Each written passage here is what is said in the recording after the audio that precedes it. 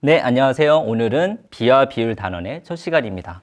아마 6학년 친구들 중에서 6학년 내용, 비와 비율, 그리고 2학기에 이어서 다루게 될 우리 비례식과 비례배분 때문에 힘들어했던 친구들이 꽤 있었을 거예요. 자, 선생님과 함께 어떤 내용인지 다시 한번 살펴보면서 공부를 해보도록 합시다. 자, 먼저 비를 배우기 앞서 우리는 두 수를 비교하는 방법에 대해서 배웠었어요. 자, 두 수를 비교할 때는 뺄셈 또는 나눗셈을 활용해서 배웠었죠. 자, 예를 들어서 포도가 5개, 그리고 사과가 10개 있다고 한번 봅시다. 사과는 포도보다 몇 개가 더 많나요? 라고 물어본다면 우리는 어떤 것을 생각해야 될까요?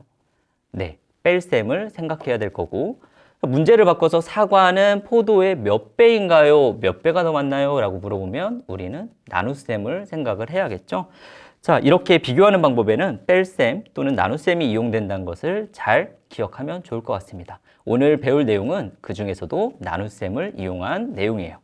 자, 문제를 한번 교재를 보도록 할게요. 물의 양과 포도 원액의 양을 비교하는 방법이라고 나와 있습니다. 물 3컵과 포도 원액 2컵으로 포도 주스 1병을 만들 수가 있습니다. 물의 양과 포도 원액의 양은 어떻게 비교할 수 있을까요? 라고 물어보고 있네요. 자, 우리가 포도 주스 1병을 만들기 위해서는 물의 양이 얼마가 필요했죠? 네, 물의 양은 3컵이 필요했어요.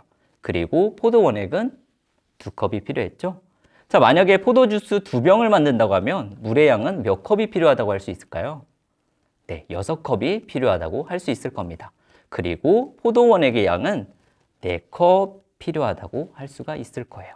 자, 물의 양이 9컵, 12컵, 15컵 늘어난다면 우리는 포도 원액도 6컵, 8컵, 10컵 이런 식으로 늘어난다고 알 수가 있겠죠.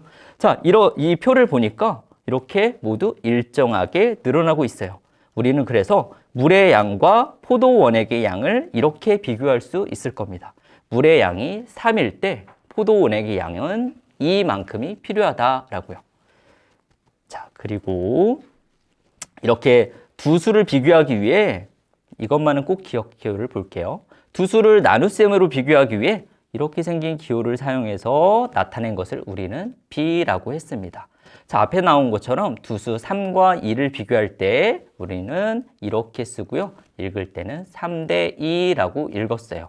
자, 우리 배웠던 내용을 다시 떠올려 볼게요. 교과서에서 이 비를 읽는 방법을 한 가지라고 배웠을까요? 네, 아니죠. 4가지로 배웠었습니다. 3대 2 소소한 팁에 선생님이 내용을 넣어놨어요. 자, 3대 2 중에서 2라는 숫자는 우리 기준량이라고 배웠었어요.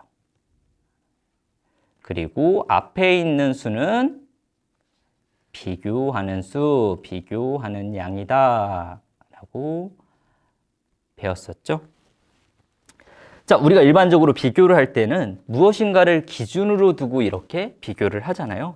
그것이 바로 기호의 오른쪽에 있는 수라는 것을 생각하면서 읽으면 좋을 것 같아요.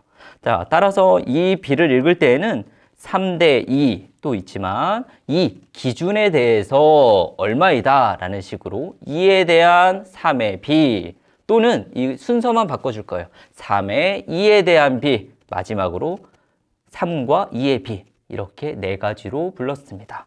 따라서 자, 기호의 오른쪽에 있는 수는 기준이 되는 수다라는 것을 잘 기억하면서 우리 오늘은 비라는 것이 무엇이고 비를 읽는 방법에는 어떤 것들이 있는지를 알아봤어요. 자, 기준이 되는 양은 다음 시간인 비율에 대해서 알아볼 때도 잘 쓰이는 거기 때문에 이 부분은 잘 기억하면서 여러분 남은 시간에는 연습 문제를 풀어보도록 하세요. 자, 그럼 우리는 다음 시간에 비율에 대해서 알아보도록 하겠습니다. 다음에 만나요. 안녕.